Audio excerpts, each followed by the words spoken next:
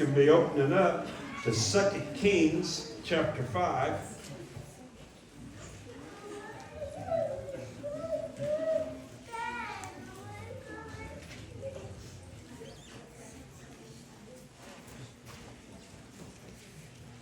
Now, if you've been here, you know we started a little series. Easter Sunday, we got the evangelist Sam Moore coming. If you're worried about having room, good news.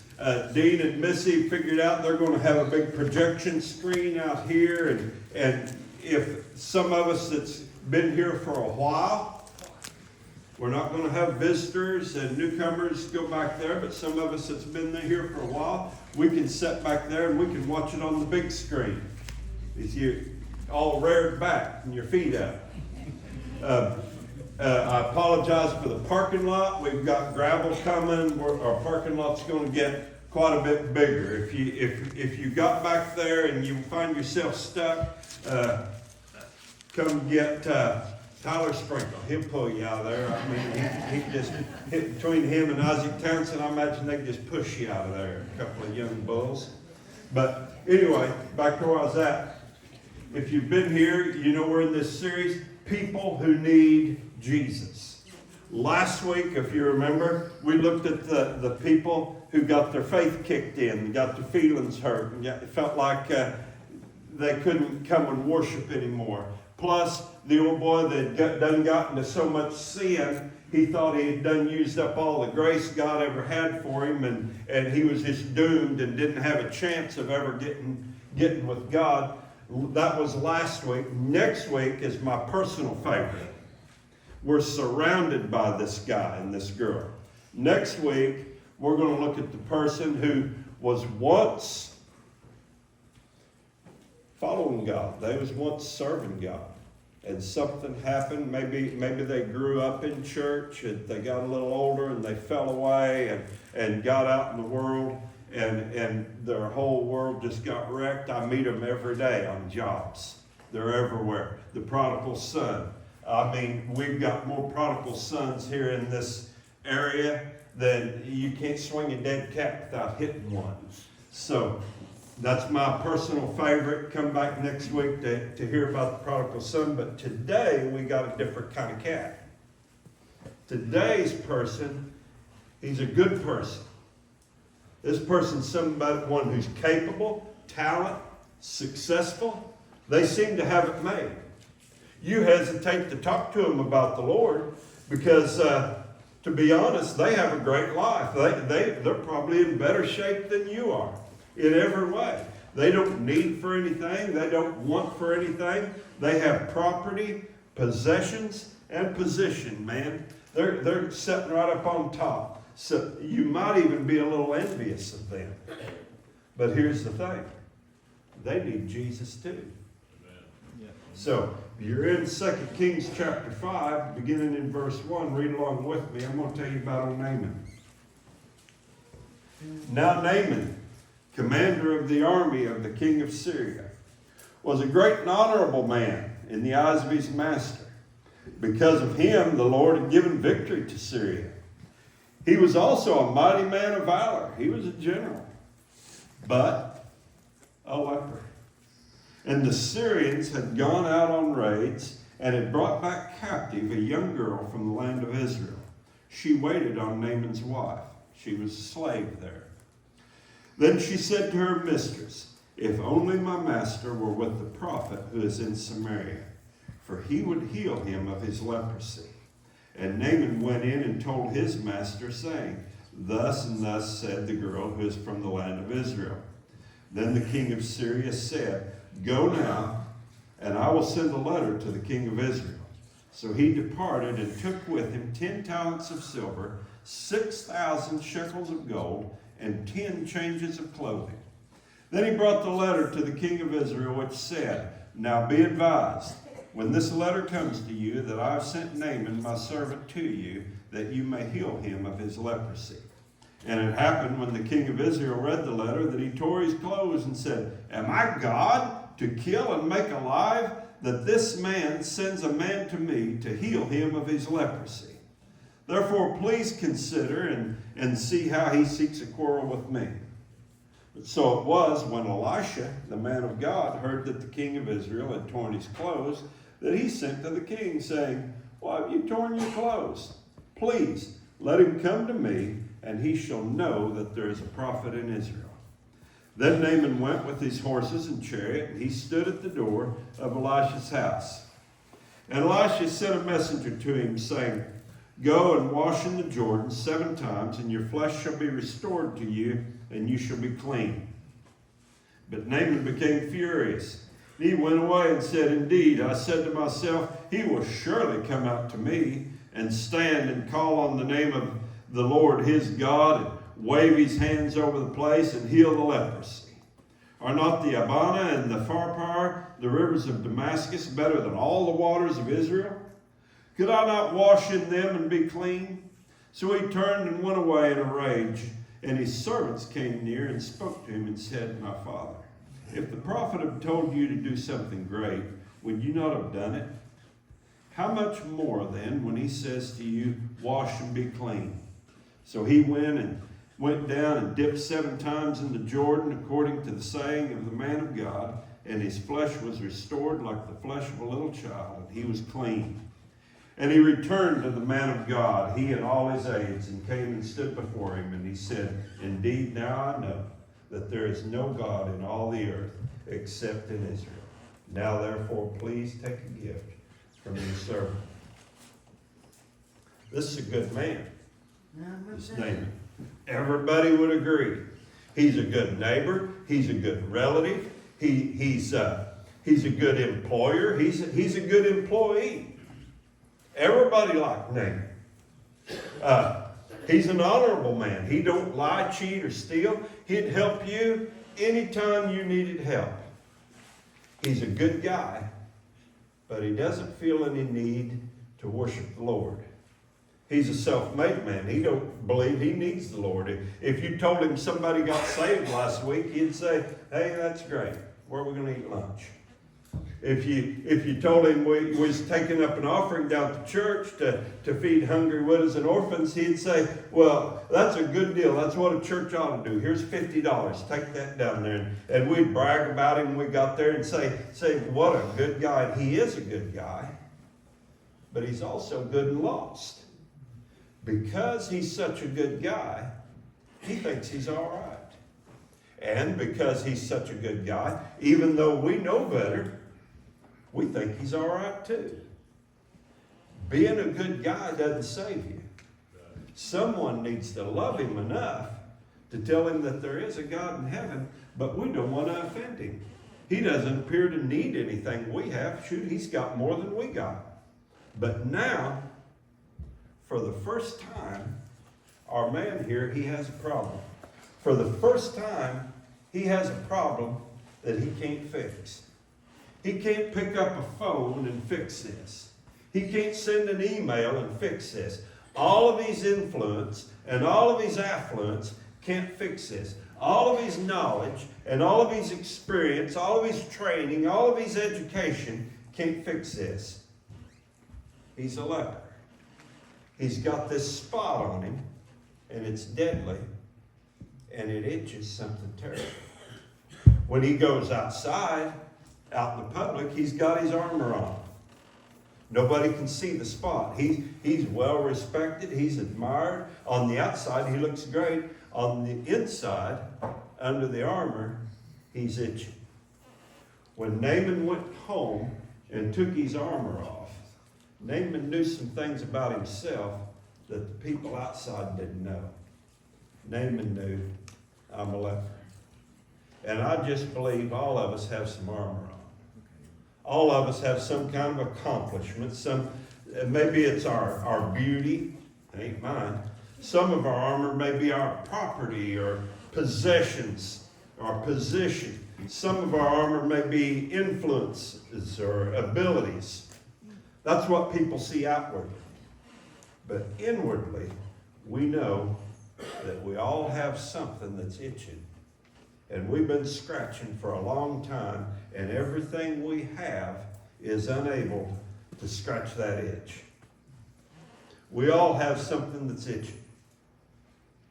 Everyone has some type of leprosy.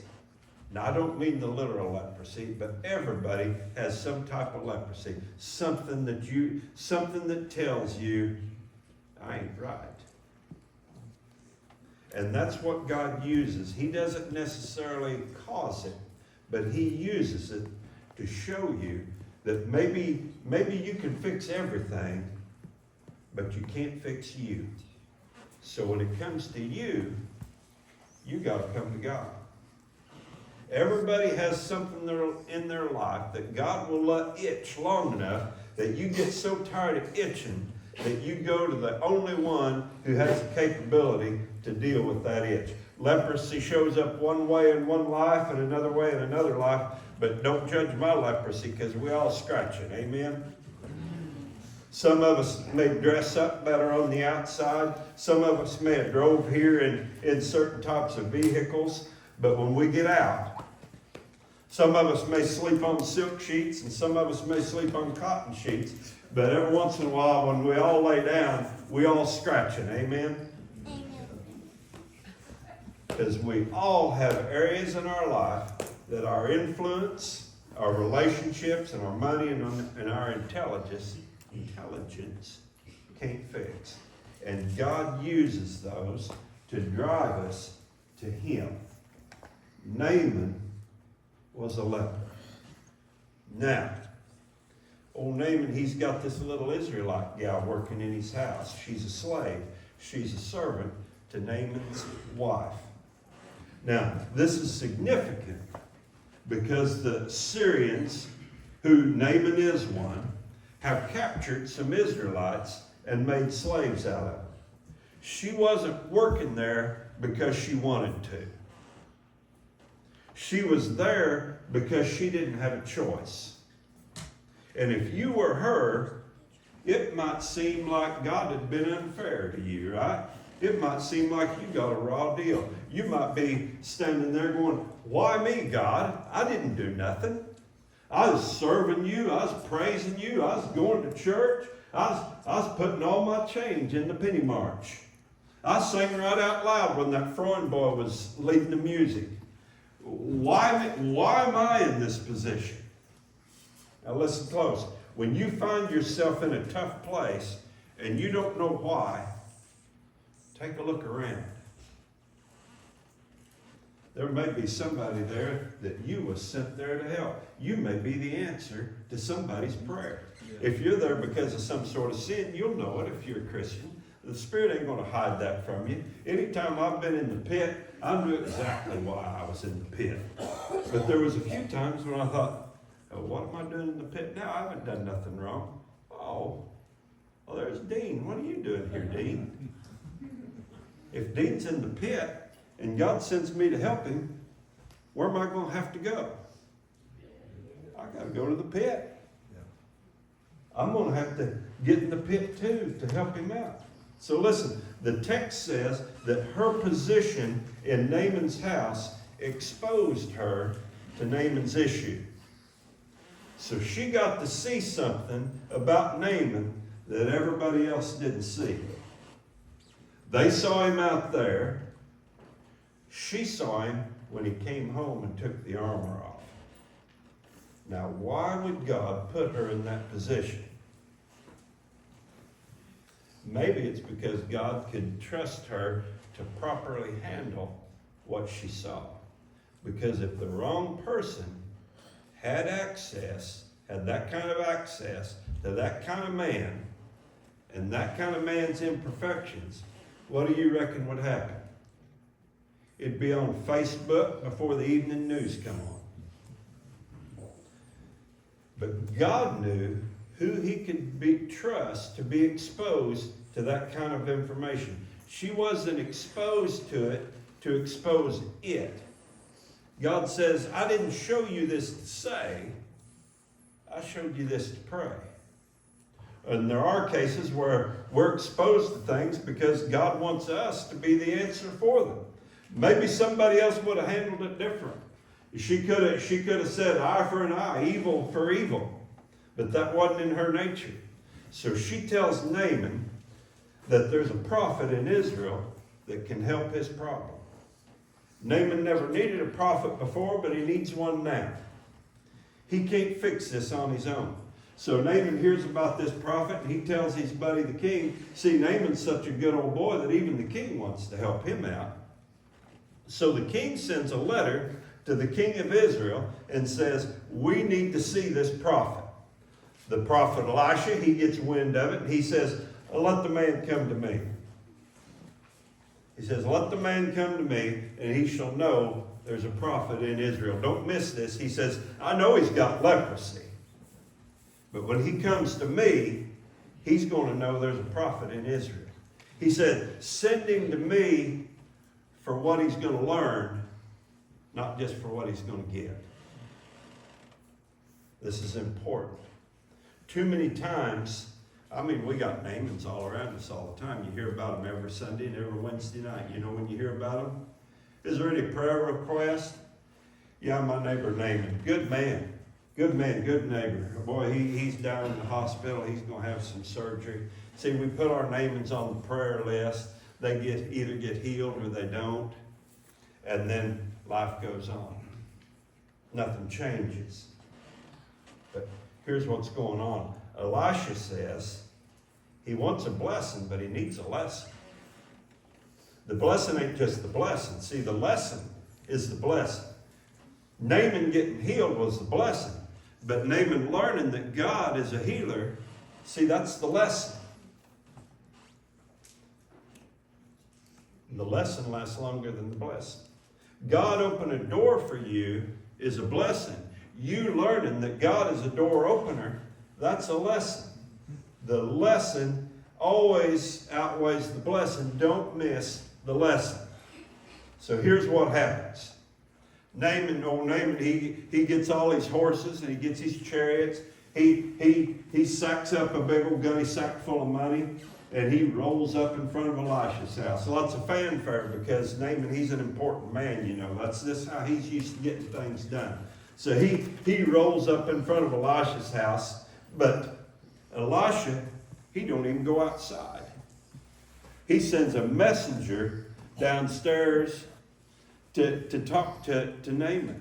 So the old servant, he totters down the stairs and he goes over and he sticks his head out the screen door and he says, Elisha says, go down to the Jordan River, dip yourself 7 times and you'll be clean. God bless you. Have a nice day. Shuts the door and goes back in the house.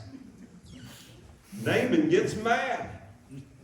He says, why, that rascal, don't he know who I am? He should have come out here to me. And he should have waved his arms and hooted and hollered and done a little dance and prayed over me and healed me. Well, he ought to be proud that I even came down to his little church. Listen, if your life is going to change, you got to know what you don't know. What Naaman's forgot, what he ain't figured out, is he's itching and Elisha's not. Naaman is offended. He's walking away in a rage. He's probably saying, well, if he really loved me, he would have came to me. I wouldn't even have had to went down there. If you ain't found this out yet, when you do ministry, people are going to get offended.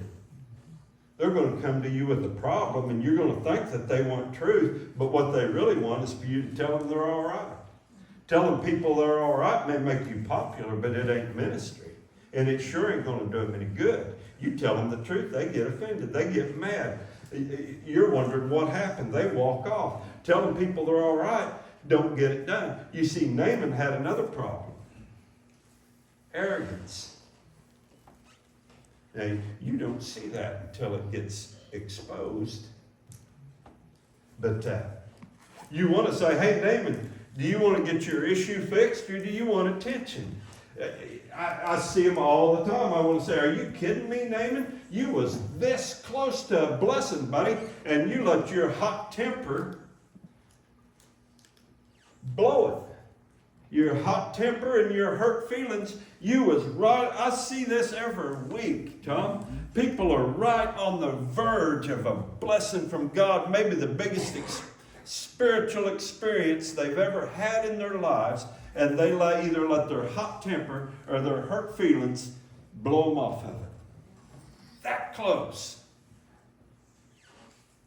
You see, you want to say, what is going on, Naaman? He's mad because Elisha didn't respond to him the way he thought he should respond. He's walking away because he would rather itch than be what? Humbled. Naaman had another issue that he couldn't see. You see, he could see his leprosy. He couldn't see his own arrogance. Well, God says, I'm going to deal with the leprosy, but I'm going to deal with it in a way that I'm going to get that entitlement and that arrogance too. You see, when God gets a hold of you, He wants to fix everything. We don't pick and choose. We don't say, well, God, I'm good with that. That's just me. But this here, God, I really need fixed. When you go to God, He wants to fix everything. Naaman was going to let his pride and his feelings rob him of the blessing and the lesson. I'm glad Naaman had somebody that loved him enough to say, wait a minute, Naaman, what if you're wrong about this? Look at verses 13 through 17 again with me. See, old Naaman, he went off in a huff. Verse 13 says, and his servants came near and spoke to him and said, my father, if the prophet had told you to do something great, would you not have done it? How much more then when he says to you, wash and be clean? So he went down and he dipped 7 times in the Jordan, according to the saying of the man of God. And his flesh was restored like the flesh of a little child, and he was clean. And he returned to the man of God, he and all his aides, and came and stood before him. And he said, indeed, now I know that there is no God in all the earth except in Israel. Now, therefore, please take a gift from your servant. But Elisha, he says, as the Lord lives, before whom I stand, I will receive nothing. And he urged him to take it, but he refused. So Naaman said, catch this. So Naaman says, then if not, please let your servant be given 2 mule loads of earth, for your servant will no longer offer either burnt offering or sacrifice to other gods, but only to the Lord. How many Naamans do you know? You see, sometimes we do this. We forget things. I forget things every day. You know what we forget the most? We forget that we're mortal. We think it's always going to be just like this. Here, a while back, it's been a while back now, I was building some fence across the place. And I've been driving some steel posts, and I don't know if y'all noticed, and maybe it's just out in the split log area, but the oxygen's getting thin. I think it's the global warming. But I've been driving them posts, and next thing you know, I couldn't get a breath. Kind of dizzy. Whoa, this ain't wrong. My left arm feels all right. That's all I know. But I'll sit down for a minute. So I sat down on a log, and I was looking at my stuff. I had an old rusty chain laying there and some come-alongs. And I got thinking, well, I bought them at Wayne Johnson's estate sale after he passed away. I looked over and I had an old coffee can full of fence steeples and a hammer and some fencing pliers. And them belonged to Dad. He carried them forever up until he died. I got thinking about that and I thought, you know what? That stuff lasted longer than they did. And if I don't lose it, it'll last longer than I will. You may think you're immortal, Naaman, but the time's going to come when you're really going to need God. In fact, there may be somebody here today, you never know what's going on in other people's lives. On the outside, they can look great. But there may be just a few folks in here today that maybe you've never had hard times. You thought, I'm doing all right. I'm a self-made man. I'm independent. I'm smart. There ain't nothing going to happen to me. It will. There will come a time when you'll have something you can't fix, and you're going to need God. Yes. You're going to want to run to God. Let's do something a little different here for just a minute, you want to? Say, it's always different when you're up there, buddy. We're going to play hippie church. For just a one-time only, all right? You say, what's hippie church? Well, from what I'm told, in some of these big cities, they got these hippie churches where you go in and they don't preach the gospel. They have everybody close their eyes and imagine themselves in some great place, and heaven's a state of mind, and you can get there if you can get your mind just set on it. We're gonna play it with a little different twist than that, all right? So y'all close your eyes for just a minute. This time of year, if you've been driving around any at all, you've seen these wheat fields and ryegrass fields. Boy, they're pretty and they're green. It's all at the same height. They're just perfect, right? Well, imagine for a minute, you're looking out your window at an 80-acre field. It's perfectly square. It's coming up in green wheat. Man, it's beautiful. That's your heart. That field is your heart. And we're walking out across your field. Man, it looks nice. But we get back here to the back, and there's about 5 acres back here in the back, and it's fenced off. Got some old hog wire strung around it, and no rusty gate hanging half off the hinges, with a sign on the gate that says, "Keep out, Jesus." And inside that corner, inside that fence, it's growed up in blackberry briars and multiple rose and shoemake, and I mean, it looks rough. That's that little part of your heart that you ain't turned over to Jesus yet. You're keeping that for yourself. That's where you go when you want to be a bad boy or girl. But guess what? You've got 75 acres of the prettiest wheat pasture you ever saw. But you know what? Jesus is standing right there at that gate. He's saying, I need you to let me in. This ain't enough. I want that 5 acres. You're going to give me that 5 acres. You're going to itch until I get that 5 acres. He don't want half your heart. He don't want 3/4 of it. He wants it all. So this morning, we're going to have an invitation. You can open your eyes now.